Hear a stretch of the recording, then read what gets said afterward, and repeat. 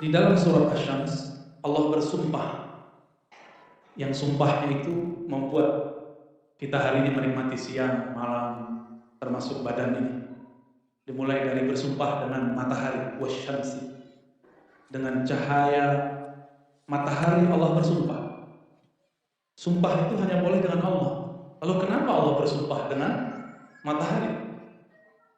Karena matahari itu adalah salah satu mahakarya Allah Subhanahu wa ta'ala.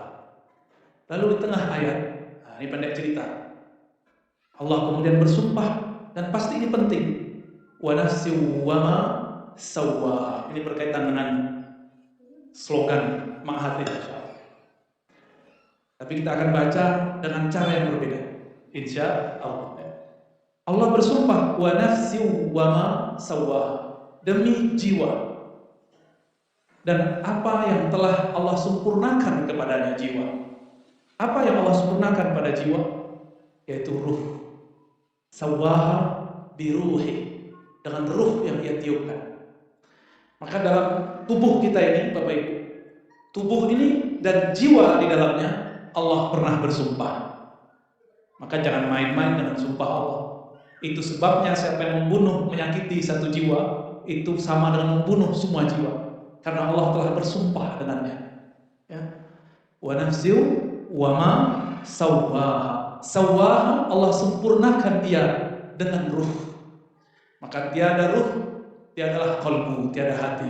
Tiada hati, tiadalah manusia. Maka dia cuma binatang semata. Ya. Maka saya suka sekali itu jargonnya, bergerak dengan hati. Karena hati itu pergerakannya mesti lewat ruh. Wa ma sawwaha. Berarti waw ini kan waw ataf. Allah bersumpah dengan apa yang ia tiupkan. Berarti Allah bersumpah dengan ruhnya juga. Lalu baru ada kalimat, ini kalimat penting, bahwa ternyata semua orang bisa berdialog dengan Allah. Ini ayatnya. Fa'alhamaha fujuraha wa taqwaha. Pelan-pelan arti ayatnya. Fa'alhamaha, maka Allah Ta'ala mengilhamkan. Apa arti ilham? Apa arti ilham? Ilham sama dengan wahyu. Ikhbarun sari'un, pengkhabaran yang cepat kilat. Terus apa yang Allah kabarkan? Bahwa di dalam jiwa, fa'alhamaha fujuraha, di dalam jiwa ada sisi fujur, keji, ingkar, maksiat, ada di dalam jiwa saya. Jiwa Bapak Ibu sama. Walaupun saya didaulat jadi penceramah, bukan berarti saya selamat, sama. Apalagi Bapak Ibu sama. Maka kita nggak boleh jijik dengan orang maksiat, karena kita juga bermaksiat. Fa'alhamha, Allah kabarkan. Bukan Allah mengajarkan, ini salah. Jadi ada orang menerjemahkan Allah lah yang menyuruh orang untuk fujur, itu iblis yang menerjemah. Allah cuma kasih tahu di dalam jiwamu. Ini pakai ha, fa'alhamaha, hanya ke nafs, bukan ke ruh.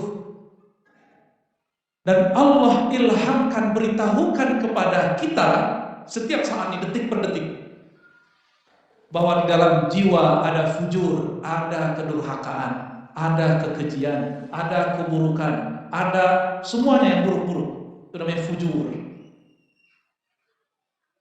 Lalu apa lagi? Fa'alhamaha fujuraha wa taqwaha. Waw di sini bisa artinya ma'iyah, bisa berarti waw ataf biasa, bersamaan dengan ada di dalamnya takwa. Nah, takwa itu bahasa Arab artinya menjaga, menjaga supaya si fujur nggak keluar. Ya, wiqayah, takwa bermakna wiqayah, menjaga supaya fujur tidak nyebar, supaya fujur ini tidak menjadi berbahaya. Nah, ini ayatnya seperti itu. Kita potong dulu ayatnya. Ternyata dulu sebelum kita dicipta di sini, si jiwa ini dicelupkan oleh Allah Ta'ala ke dalam bi'ruz zulumat atau bi'ruz syahwat. Jadi Bapak Ibu, kita sama. Jiwa ini sebelum ditiupkan, dia sudah direndam dulu oleh Allah Ta'ala dalam sumur kegelapan. Itulah yang disebut fujur. Jadi kalau ngikutin ayat disebut bi'rul fujur. Di dalammu ada kekejian. Maka coba aja rasakan. Dalam taat pun kita bisa riya. Tapi gak usah khawatir. Dalam maksiat pun masih ada kesadaran. Benar gak? Kalau orang maksiat pengen sadar gak? Banyak orang maksiat pengen sadar. Maka saya mengartikan waw itu waw ma'iyah, bersamaan. Ya, fa'alhamaha fujuraha ma'at taqwa, ya, ma'at taqwaha. Itu barengan terus. Sumur semakin dalam dikubur, direndam, maka semakin tebal hijabnya. Itulah yang membuat kita kalau zikir nggak pernah fokus. Ibu-ibu, kalau sholat khusyuk nggak? Khusyuk apa khusyuk? Mulai dari takbir sampai assalamualaikum, ingatnya siapa? Karena sholat pakai ini. Sholat kok pakai otak? Kan ustadz sekarang pinter-pinter ngajarin jamaah sholat pakai otak. Gimana caranya? Menerjemah kata-kata. Itu nggak benar. Memahami boleh, menerjemah jangan. Karena menerjemah pakai otak. Otak itu banyak cabangnya.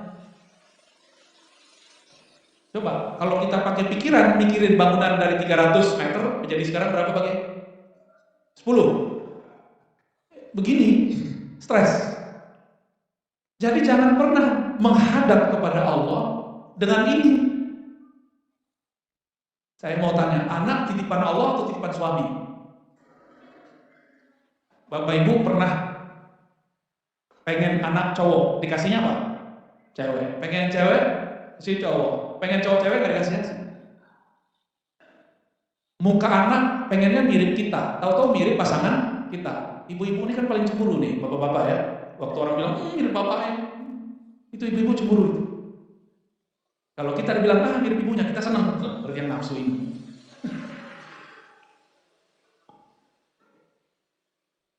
Kita walaupun secara zahir yang membuat anak, tapi pada hakikatnya kita nggak kuasa terhadap anak. Ya nggak kuasa. Ya. Yang anak-anaknya jangan-jangan lo biarin aja Bu ya. Anak-anak itu membawa rahmat. Jadi di mana ada anak-anak itu kan nggak ada dosanya. Ada dosanya? Belum ada dosanya nih, biarin aja. Kalimat fa'alhamaha ini ada sir di situ, ada rahasia bahwa Allah mengajak kita berbicara setiap saat. Karena alhama fi'il madhi, tapi faedahnya bukan berlalu, bukan past tense. Faedahnya yadullu ala thubuti wad dawam, menunjukkan itu selalu. Kenapa? Allah itu qadim, maka sering digunakan kata-kata fi'il madhi. Jadi fa'alhamaha bi azaliyatihi, ya. Allah mengilhamkan dengan keazaliannya. Kepada siapa Allah ilhamkan? Bukan ke dalam jiwa yang fisik, tapi ke dalam yang membuat kita bisa mendengar dan melihat. Apa itu? Ruh. Bapak Ibu kalau sholawat tersentuh, itu yang tersentuh siapa? Air mata, mata yang nangis, atau jantung yang deg-degan, atau suara yang bagus jadi telinga kita bergetar. Siapa sebenarnya yang bergetar? Yang bergetar itu kolbu. Kolbu itu bergetar karena diberitahu oleh ruh. Karena tempat ilham bukan kolbu, kolbu tempat Allah memandang. Innallaha yanzuru ila qulubikum. Allah memandang ke dalam kolbu. Jadi mohon maaf nih Bapak Ibu, perasaan merasa lebih kaya dari orang di samping itu sudah bahaya. Merasa lebih alim daripada orang di samping itu sudah bahaya. Allah mengatakan al-kibriya uridai, merasa lebih itu hakku, bukan hak kalian. Kibriya itu kan ayyaral abdu annahu khairun min ghairihi. Seorang hamba menilai dirinya lebih dari orang lain. Saya walaupun ngaji, ngajar, ceramah, gak boleh sedikit pun terbersit merasa lebih mulia daripada yang mendengarkan, gak boleh. Itu sebabnya sebelum saya assalamualaikum mesti tawajuh dulu qalbunya kepada Allah, supaya tidak terbersit merasa lebih baik. Kalau sedikit saja terbersit, maka Allah tidak lagi ridho. Karena Allah pandang qalbu, Allah gak pandang saya baca ayat sekian, nomor sekian, surat sekian, nomor sekian. Allah gak ridho. Yang Allah ridho qalbunya merasa apa? Ya. Saat saya sebut ayat, ridho atau tidak? Nah, di kolbu kita ada macam-macam rasa nggak?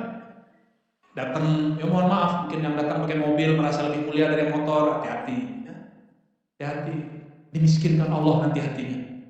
Mungkin badannya kaya, dompetnya tebal, hatinya miskin. Saya mau tanya, orang korupsi itu orang kaya apa orang miskin? Benar. Ada nggak orang miskin korupsi? Gimana mau korupsi? Makan sehari-hari susah.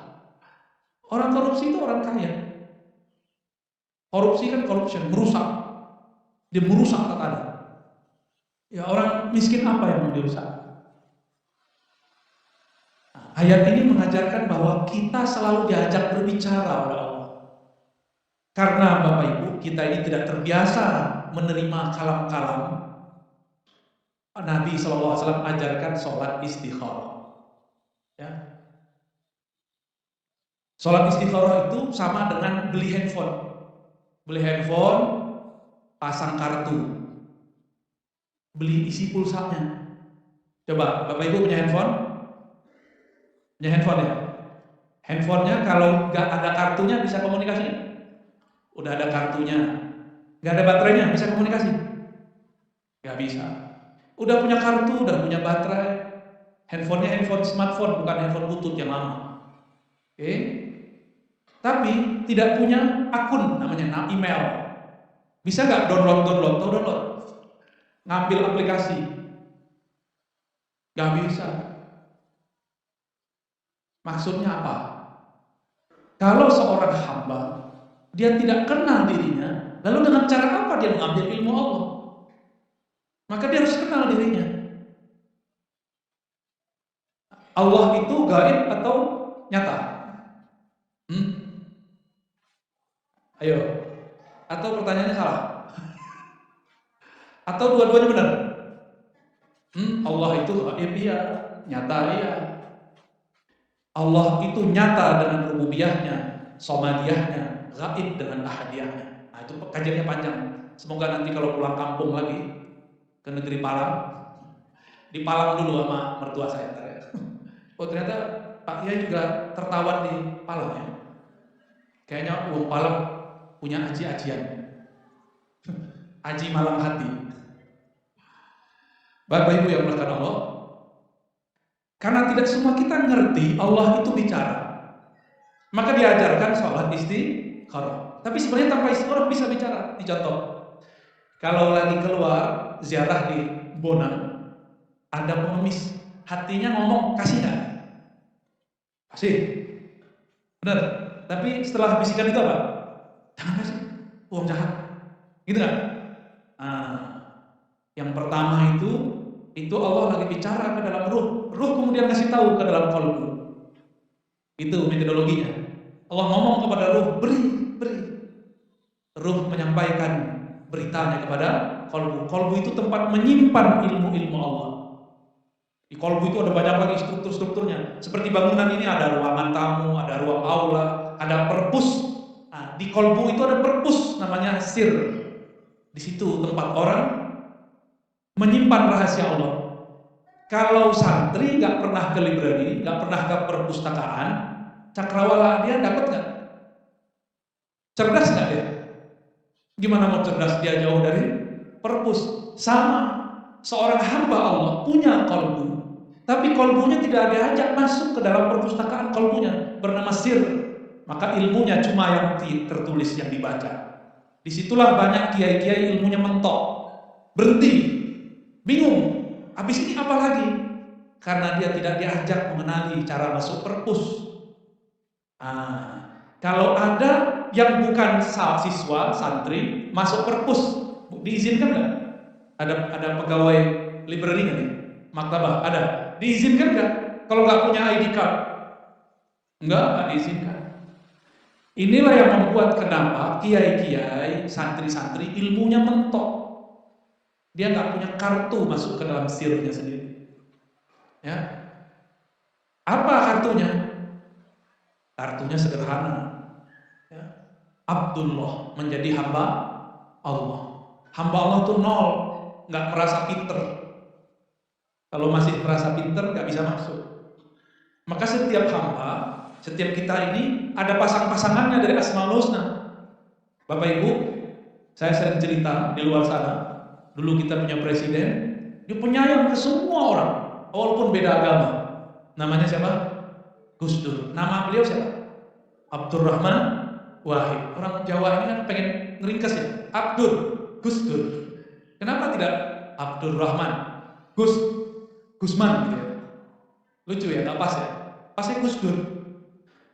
Gus Dur itu namanya Abdurrahman. Rahman itu kasih sayang Allah tidak terbatas, mulai dari bidayah awal penciptaan alam sampai akhir kiamat. Rahman. Mau mukmin, mau kafir, mau binatang, mau tumbuhan, mau babi, mau kambing, semuanya dapat rahmat Allah Subhanahu wa taala. Maka seorang hamba yang datang kepada Allah dengan rasa rahman, dia pasti punya karakter mencintai semua makhluk. Kita ini kan jangankan sama non muslim, beda NU Muhammadiyah aja udah gak terima. Ya, bener, percuma.